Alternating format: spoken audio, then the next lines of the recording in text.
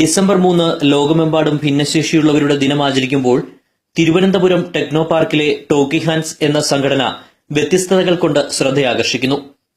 ഭിന്നശേഷിയുള്ളവരും അല്ലാത്തവരും തമ്മിലുള്ള ആശയവിനിമയ പ്രശ്നങ്ങളെ പരിഹരിക്കുന്നതിനാണ് ടോക്കി ഹാൻഡ്സ് മുൻഗണന നൽകുന്നത്. ശ്രവണ വൈകല്യമുള്ളവരെ പറ്റിയും അവരുടെ ഭാഷ, സംസ്കാരം എന്നിവയെപ്പറ്റിയും മറ്റുള്ളവരെ ബോധവൽക്കരിക്കുകയാണ് ടോക്കി ഹാൻഡ്സിന്റെ ലക്ഷ്യം. ടെക്നോ പാർക്കിൽ വിവിധ കമ്പനികളിലായി 35ലധികം ശ്രവണ വൈകല്യമുള്ളവർ ജോലി ചെയ്യുന്നുണ്ട്. ടോക്കി ഹാൻഡ്സ് വഴി പലരും ആംഗ്യഭാഷ പഠിക്കുകയും ഭിന്നശേഷിയുള്ള തങ്ങളുടെ സഹപ്രവർത്തകരുമായി വളരെ എളുപ്പത്തിൽ ആശയവിനിമയം നടത്തുകയും ചെയ്യുന്നുണ്ട്. കൂടാതെ ടോക്കി ഹാൻഡ്സിന്റെ പ്രവർത്തനങ്ങൾ നിഷ് പോലെയുള്ള സ്ഥാപനങ്ങളിലുള്ള ഭിന്നശേഷിയുള്ള കുട്ടികൾക്ക് കരിയർ ഗൈഡൻസ് നൽകുകയും ചെയ്യുന്നു. It is very important that we need to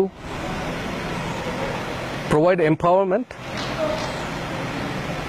provide access to information, enhance the knowledge so they will able to receive the required skill set and experience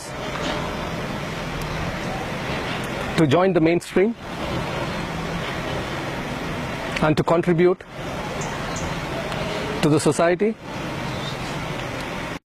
December 3 ടെക്നോ പാർക്കിൽ വിവിധ പരിപാടികളാണ് സംഘടിപ്പിച്ചിരിക്കുന്നത്.